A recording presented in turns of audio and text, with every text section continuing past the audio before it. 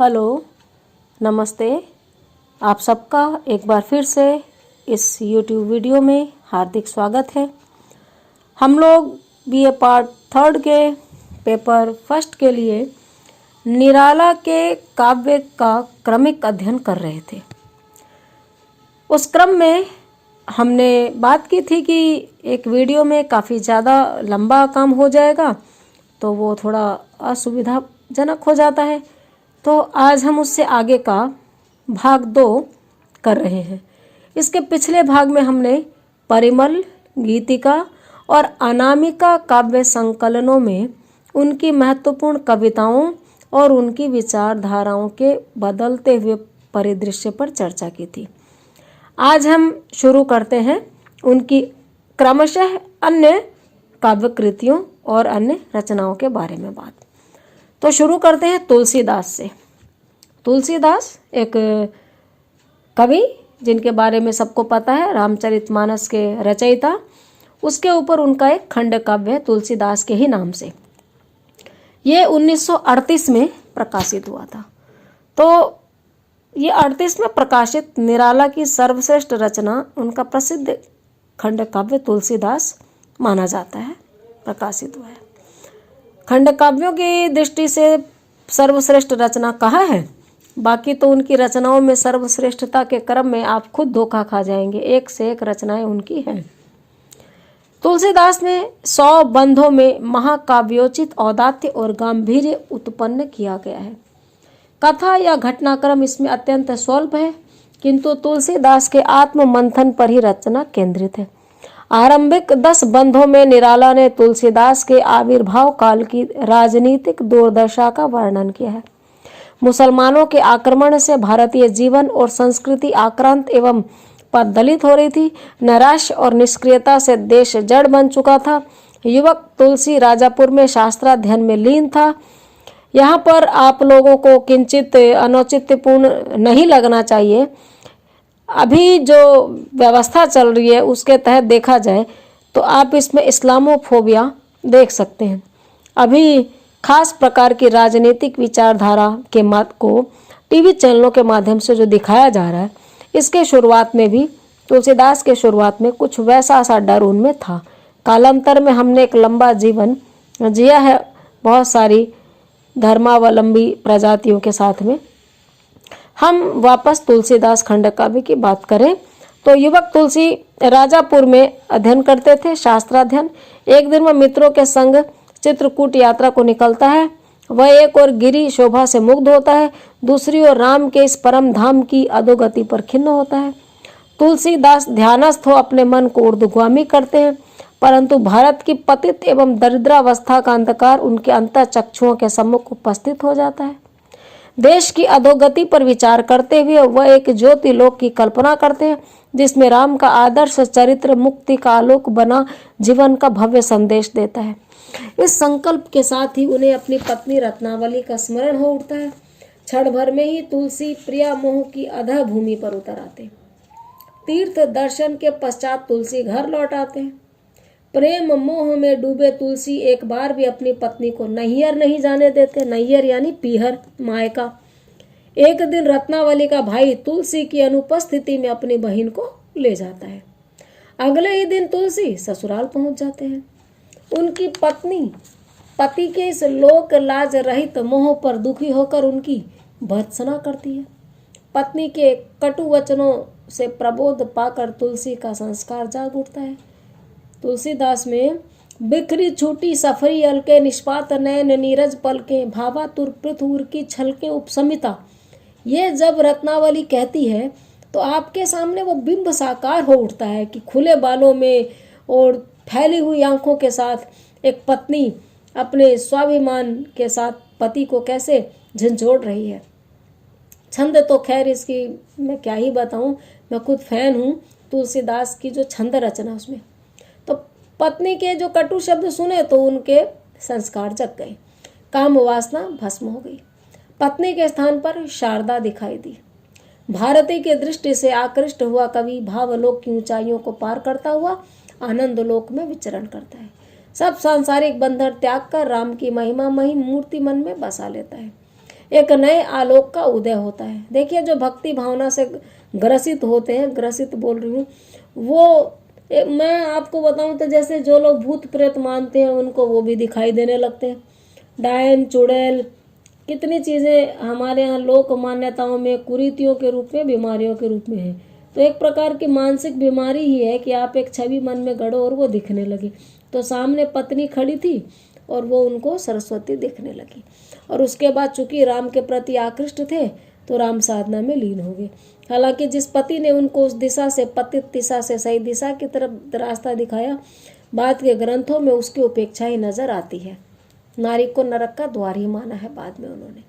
खैर, जब सब सांसारिक बंधन त्याग कर वो राम की महिमा महिम मूर्ति को मन में बसा लेते हैं तो एक नए आलोक का उदय होता है और अलौकिक गीत फूटने को होते हैं। इस प्रकार कवि निराला ने तुलसी के माध्यम से मानवीय मानसिक ऊर्ध्वगमन का एक अत्यंत साधारण चित्रण प्रस्तुत किया है, जो धर्मावलंबियों में काफी पुराना है। इस रचना की बड़ी शक्ति है इसमें उदात्त भावों, कल्पना प्रवण विराट चित्रों तथा अनूठे अप्रस्तुतों की योजना। बस ये इसकी सबसे बड़ी खासियत है। कामायनी की तरह छायावाद की अप्रतिम प्रबंध रचना है। वृहदाकार न होने से चाहे इसे कामायनी जैसा महाकाव्य का दर्जा न दिया जाए, तथापि महाकाव्योचित औदात्य से ओतप्रोत यह छायावाद का एक अमूल्य खंड काव्य है। तुलसीदास में निराला की अतीत दर्शन और अतीत से राष्ट्रीय एवं सांस्कृतिक प्रेरणाएं ग्रहण करने की प्रवृत्ति स्पष्ट है। कवि ने तुलसी के युग की परिस्थितियों के उद्घाटन से इस युग की समानांतर सांस्कृतिक एवं राष्ट्रीय ह्रास की परिस्थितियों का बोध कराया है। भारतीय संस्कृति के नवोत्थान की आकांक्षा और विदेशी आक्रांताओं से देश के भाग्य गगन को निर्मेक करने की प्रेरणा के कारण तुलसीदास का राष्ट्रीय एवं सांस्कृतिक महत्व अक्षुण्ण है। नारी और प्रकृति की प्रतिष्ठा इस युग की एक महती प्रवृत्ति रही है। एक और प्रकृति को भारत माता या भारतीय संस्कृति का प्रेरक प्रतिरूप बताया गया है, दूसरी ओर रत्नावली को तुलसीदास में शारदा, ज्ञान की ज्योति आदि प्रेरणा शक्ति का रूप प्रदान किया गया है। यही नहीं, इसमें निराला ने तुलसी युग से बहुत आगे आधुनिक युग बोध इस बात में और भी स्पष्ट जगाया है कि उन्होंने तुलसी युग में निम्न वर्ग और निम्न वर्ग की दुर्दशा का जो मार्मिक चित्रण किया है वह तुलसी के मानसिक संस्कारों की पहुंच से परे था। ऐसा चित्रण आधुनिक तुलसीदास ही कर सकता था। इस प्रकार यह आधुनिक भावबोध की महत्वपूर्ण रचना है। तुलसीदास में उदात्त नारी सौंदर्य और प्रेम का प्रकाशन भी बहुत भव्य हुआ है। चित्रकूट की यात्रा में तुलसी द्वारा अपनी पत्नी रत्नावली का स्मरण तथा वियोग में ब्रजमंडल के कृष्ण गोपी प्रेम का स्मरण निराला के चिर परिचित स्मृति श्रृंगार के उदाहरण उपस्थित करते हैं। इस रचना में संयोग और वियोग के मधुर संक्षिप्त चित्र अत्यंत मोहक है। प्रकृति का श्रृंगारोद्दीपनकारी चित्रण सर्वत्र हुआ है। इस काव्य में रत्नावली के माता पिता का वियोग वात्सल्य भी बड़ा मार्मिक है। इस प्रकार तुलसीदास में उदात्त एवं सुंदर रस भावों की छटा आद्यंत पाई जाती है। उदात्त राष्ट्र संस्कृति प्रेम, उदात्त शांत रस, उदात्त प्रेम एवं उदात्त प्रकृति चित्र, मतलब सब कुछ उदात्त और सब कुछ विराट यानी विशाल, क्षुद्रता से परे। भाव समृद्धि के साथ साथ कला की अनूठी चित्रकारी निराला की कवित्व शक्ति के परिचायक है।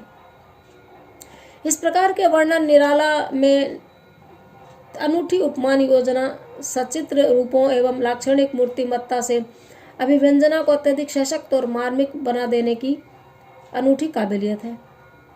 उदात्त भाव संपदा और उदात्त विराट कला सज्जा का ऐसा अनूठा सामंजस्य बहुत कम रचनाओं में अन्यत्र देखने को मिलेगा।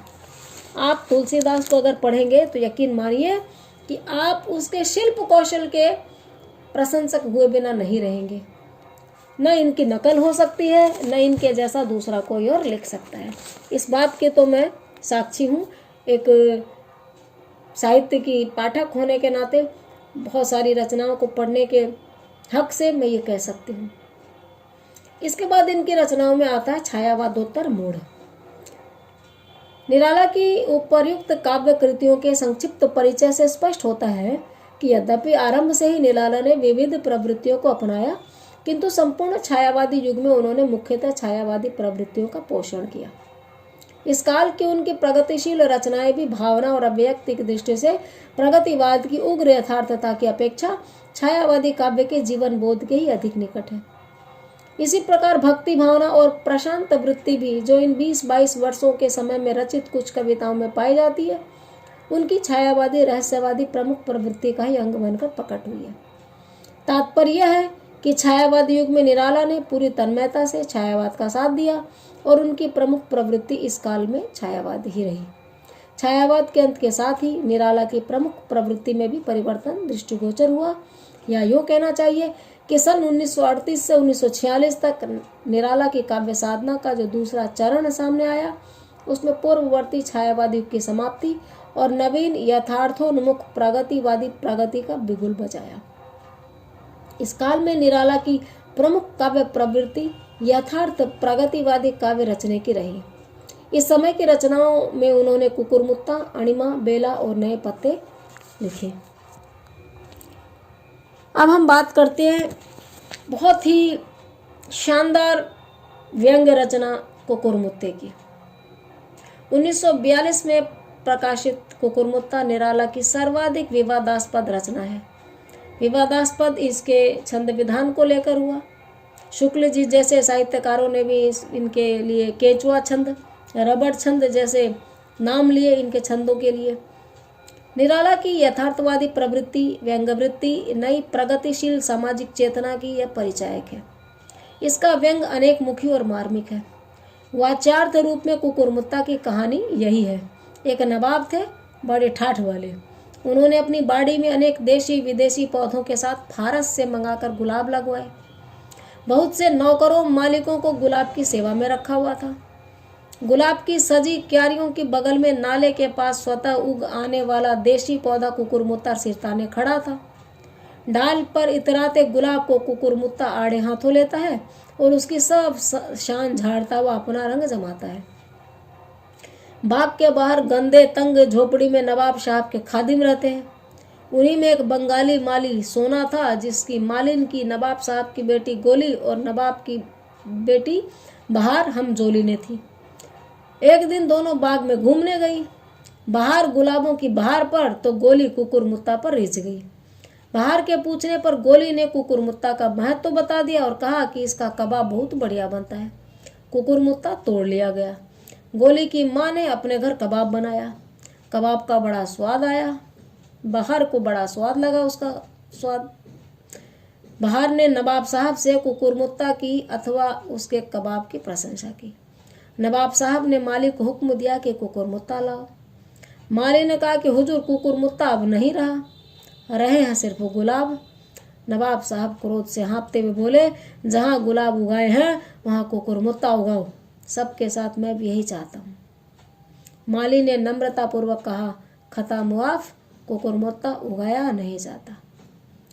इस प्रकार हम अगर गौर से देखें तो इस प्रतीकात्मक गीत में एक तो निराला ने अय्याश नवाबों, रईसों, पूंजीपतियों या ऐसे शासकों पर व्यंग किया है जो स्वयं ऐश्वर्य विलास में डूबे रहते हैं, किसान मजदूर मालियों को तंग करते हैं, बेविचारी हैं, विदेशी पौधों वस्तुओं से अपना घर बाग सजाते हैं, अहमवादी हैं और शोषक हैं।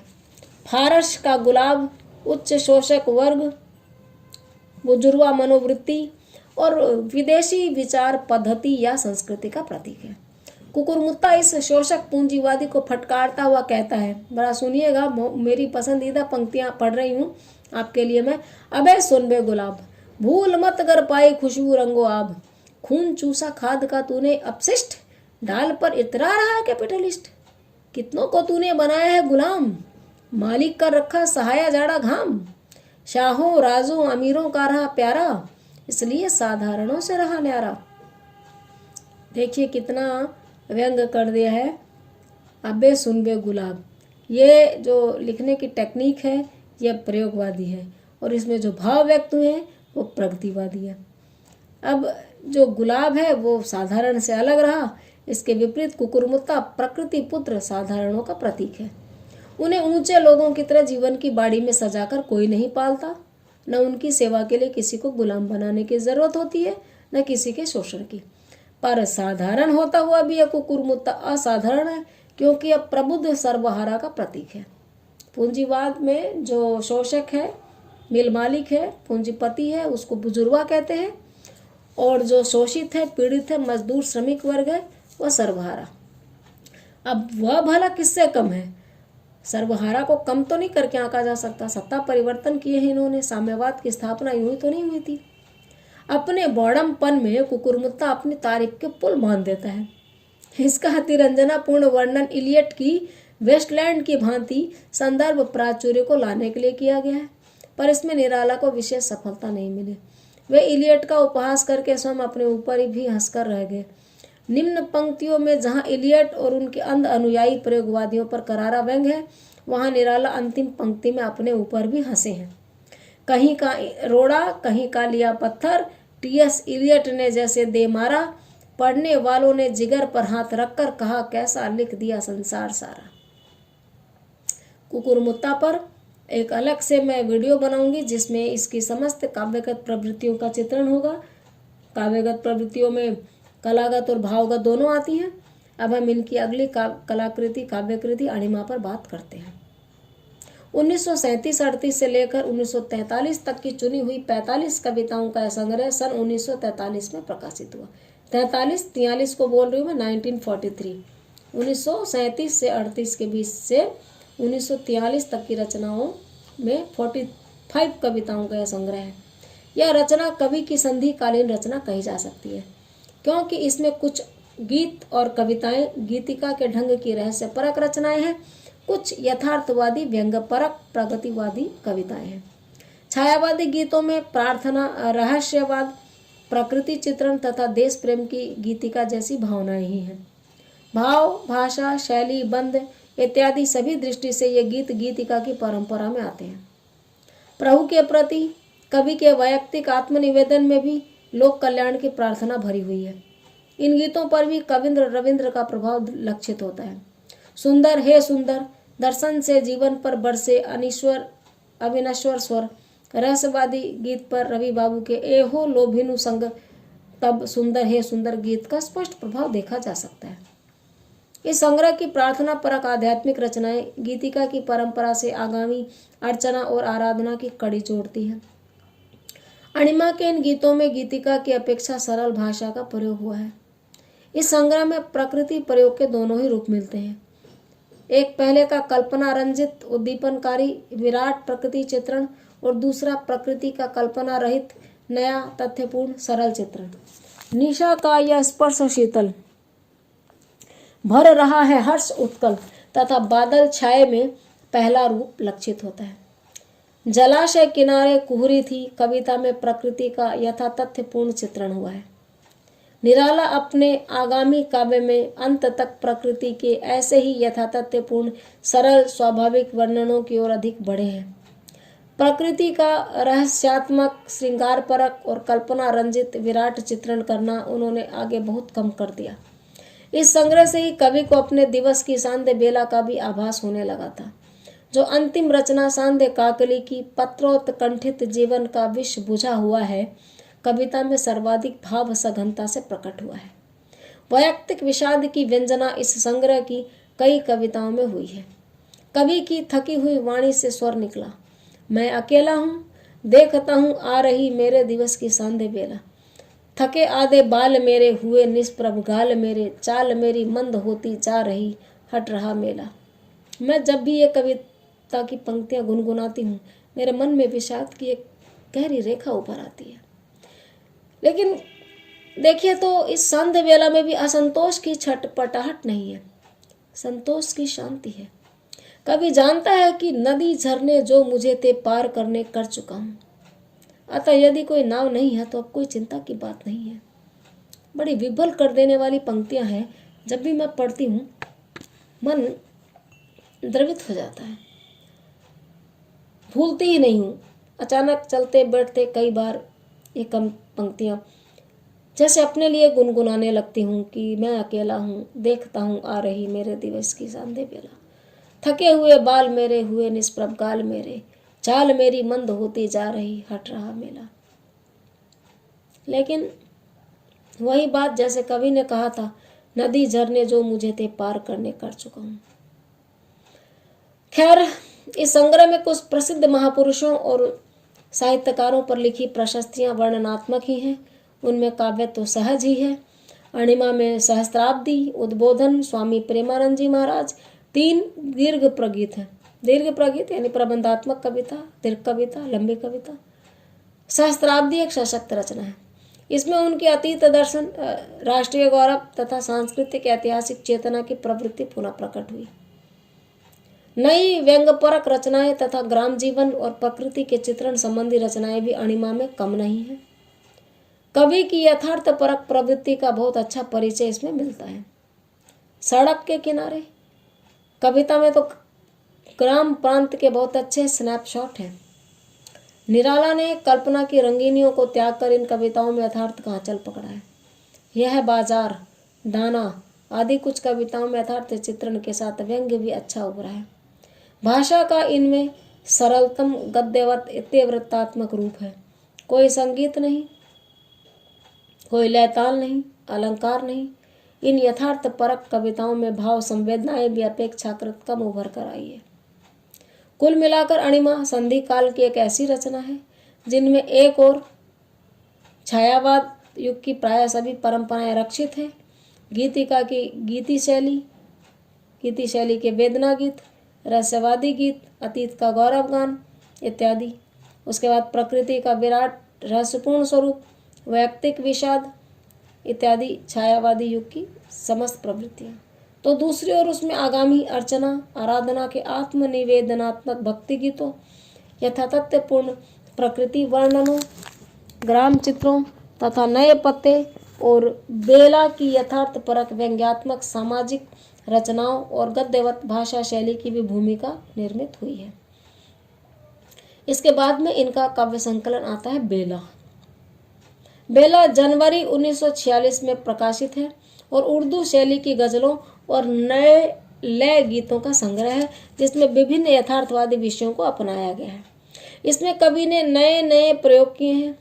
भाषा शैली, छंदबद्ध, लय गीत इत्यादि अभिव्यक्ति पक्ष की नवीन प्रयोगात्मकता के साथ भाव और विषय की दृष्टि से भी नवीनता है। इसमें गीतिका शैली के कुछ गीतों के अलावा अधिकतर गीत और गजलें उर्दू शैली में रची गई हैं। इसकी बदली हुई उर्दू शैली मिश्रित भाषा और उर्दू फारसी छंद और बहरे इसे नई प्रयोगवादी रचना सिद्ध करते हैं। 2-3 कविताओं में कवि ने कजली और लोकगीतों की तर्जें अपनाई है। उर्दू शैली की गजलों में कहीं तो ठेठ हिंदी का ठाठ है, कहीं हिंदी उर्दू का मैत्रीपूर्ण मेल है। बहुत कम पंक्तियां ऐसी होगी जहां संस्कृत और फारसी की बेमेल खिचड़ी दिखाई दे। आधुनिक हिंदी कविता में प्रयोगवाद का आरंभ इसलिए निराला से ही माना जाना चाहिए और निराला की बेला और नए पत्ते रचनाएं इस दृष्टि से विशेष महत्वपूर्ण है। बेला में विषय की दृष्टि से नवीनता का महत्वपूर्ण रूप है। कवि का स्पष्टतः प्रगतिवादी रूप है।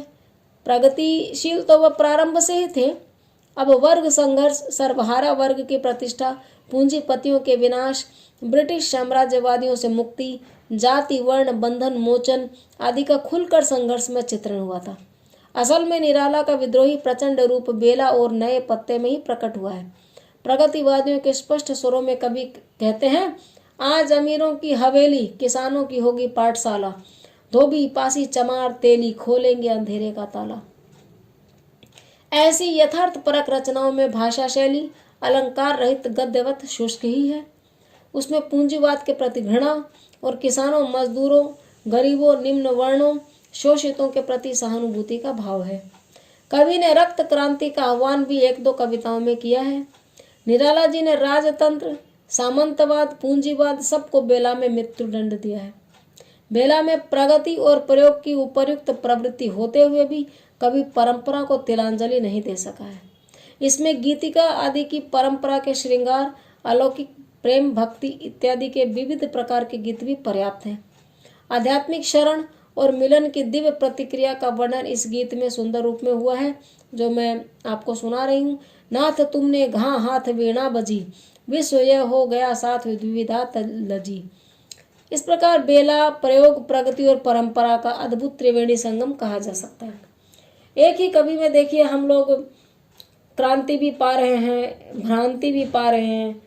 भ्रांति किस रूप में है कि वहाँ मुक्ति ढूंढ रहे हैं जहाँ मुक्ति नहीं मिलती, अंधेरे में रोशनी का आभास होने लगता है जब आदमी बहुत थका हुआ हो। यह चीज़ निराला में भी है। ऐसी काल्पनिक चीज़ों से भी डरते थे जिनसे डरना शोभा नहीं देता।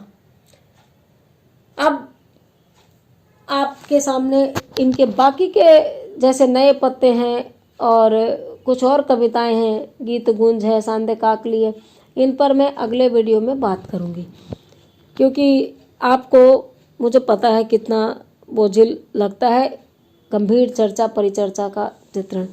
ज़रा सा जो डाटा मिलता है आप कतई उसको सिर्फ हिंदी साहित्य के इन बोझिल वीडियोस को देखने में ख़त्म नहीं करना चाहते। बुरा लगता है जब आप नहीं देखते हैं, लेकिन क्या करें, लालच रहता है कि अच्छी चीज़ें आप तक पहुंचा दी जाएं। आपके न सिर्फ BA फाइनल में ज़रूरी है ये, बल्कि कोई भी कंपटीशन एग्ज़ाम हो हिंदी से रिलेटेड, निराला जी एक महत्वपूर्ण कवि हैं। और वैसे भी इन्होंने जो दिया है, इनका जो देह है वो पढ़ा जाना चाहिए, गुना जाना चाहिए। आज इतना ही, मिलते हैं नए वीडियो में इनके आगे की रचनाओं के साथ। बने रहिए, अपना ख्याल रखिए।